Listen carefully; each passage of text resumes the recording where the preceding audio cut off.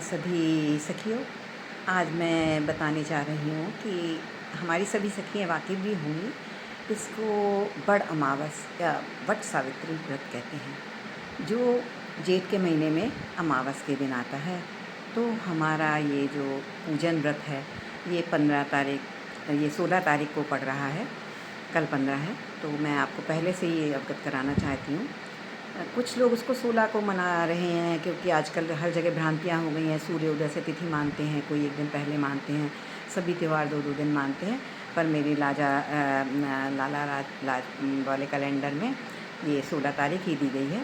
तो 16 तारीख को हम लोग वट सावित्री व्रत जो मनाते हैं, तो ये बहुत ही पवित्र त्यौहार होता है। महिलाओं में बड़ा उत्साह रहता है कि बरगदाई आ रही, वट सावित्री व्रत आ रहा, तो सभी लोग बहुत उत्सुक रहते हैं।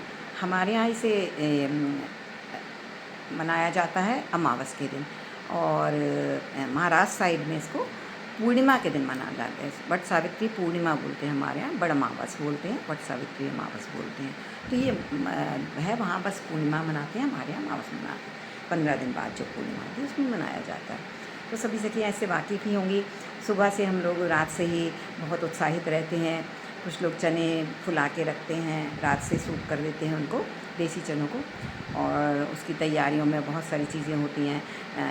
आटे में गुड़ डाल के, जैसे हम लोग पुए बनाते हैं, आपने सुना होगा। हाँ, तो पुए और गोल गोल ऐसे लड्डू जैसे बनाते हैं, उसी के गुड़ के आटे के, उसको बरगदे बोलते हैं।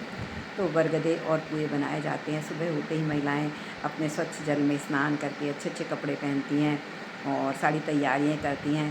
कच्चे धागे की अड़िया लाई जाती है, और कच्चे धागे की अड़िया को हम ले जाके जब पूजा करने के बाद वो उसका पूरा पूजन का विधि मैं आपको बताऊंगी। एक दो तैयारियां बता रही हूँ। खरबूजा लाते हैं, फल फूल लाते हैं, और ये सारी चीज़ें पुए और बरगदे बनाए जाते हैं। और महिलाएं अच्छे से, जब ये सब तैयारी हो जाती है, तो महिलाएं नए नए कपड़े पहन के, यहाँ तक कि नथ बेंदा पहन के, बिल्कुल मतलब एक, क्योंकि पति और सुहाग का त्यौहार होता है, तो सुहागिनें इसको विशेष रूप से तैयार होकर मनाती हैं। सुहागिनों का ये विशेष रूप से त्यौहार है। और जो लड़कियों की नई नई शादियाँ हुआ करती है, उनकी जब पहली बरगदाई पड़ती है तो मायके से आती है साड़ी, ब्लाउज, सास की साड़ी, कपड़े, जो भी उनके यहाँ चलन होता है, हर जगह अपना अपना अलग अलग होता है साइड का। तो वो मायके से पहली बरगदाई, पहले त्यौहार तो सभी मायके से आया करते हैं, जैसा रिवाज है। आजकल तो ऐसा कुछ भी नहीं है, तो उसको बरगदाई में हम लोग मनाया करते हैं। तो सभी लोग अच्छे अच्छे कपड़े पहन के, तैयार होके, गहने पहन के, पैरों में आलता रंग लगा के, बिल्कुल अच्छे, मतलब सुहागिनें अच्छे से सज धज के इस त्यौहार को मनाती हैं। और थाली में पूरी थाल सजा ली जाती है। थाल में हम लोग जल रखते हैं, दूध रखते हैं, और वो पुए बरगदे जो बनाते हैं वो रखते हैं। क्या हो गया ये बीच में? पुए बरगदे हैं जो, वो बीच में हम लोग रखते हैं, और सभी चीज़ें हम लोग सजा लेते हैं एक थाल में। अब पता नहीं बीच में डिस्टर्ब ना हो गया। सभी चीज़ें एक थाल में सजा लेते हैं, और थाल को सजा के फिर सिंदूर, चूड़ियाँ, सुहाग का जो भी सामान होता है सभी कुछ रखते हैं। कुछ लोग कच्चे बांस की डलिया में सारी चीज़ें सजाते हैं, और बाद में बोलते हैं सास ननद किसी को दे देते हैं, एक साड़ी भी रख लेते हैं, सुहाग का सामान भी रख लेते हैं। ये सारी चीज़ें रख के बड़े उत्साह से, और पति लोग भी बड़े खुश होते हैं। तो पति लोग कई बार पत्नियों को गाड़ियों से ले जाते हैं पूजा कराने, वो खड़े रहते हैं, फ़ोटोग्राफी करते रहते हैं। आजकल तो फ़ोटोग्राफी का चलन है, तो पति लोग फ़ोटोग्राफी करते रहते हैं, पत्नियाँ पूजा करती हैं। तो उसको बरगद को जल चढ़ाते हैं, दूध चढ़ाते हैं, सिंदूर हल्दी लगाई जाती है, कई लोग हल्दी के हाथे भी लगाते हैं, और उसको पूजन करते हैं, खरबूजा चढ़ाते हैं। और वो जो पुए होते हैं वो हम लोग 12-12 बनाते हैं, तो 6-6 2 जगह रख लेते हैं, उनको चढ़ा देते हैं। 12 छोटे छोटे बना के बरगदे और पुए, और 12 अपनी गोदी में डलवा लेते हैं। जो भी संग में सखियाँ होती हैं, या जो भी ननंद या छोटे ऐसे लोग होते हैं, सखियों से अपनी गोदी लेके उसमें वो पुए डलवा लेते हैं, गोद डलवा लेते हैं। और पीले पीले धागे की माला भी बनाई जाती है, और बड़े उत्साह से एक दूसरे को दी जाती है। लो तुम्हारे पति ने 9 लखा हार भेजा, हालांकि वो होती कच्चे धागे की ही है। पर चलन और हंसी खुशी की बात करें, सभी सखियाँ हंसी खुशी से मिलजुल के ये त्यौहार मनाती हैं। उसके बाद जो कच्चे धागे की अड़ी देती है, उसको लेके एक जगह बरगद के पेड़ में लगा के ऐसे पूरे उसके 12 चक्कर लगाती हैं।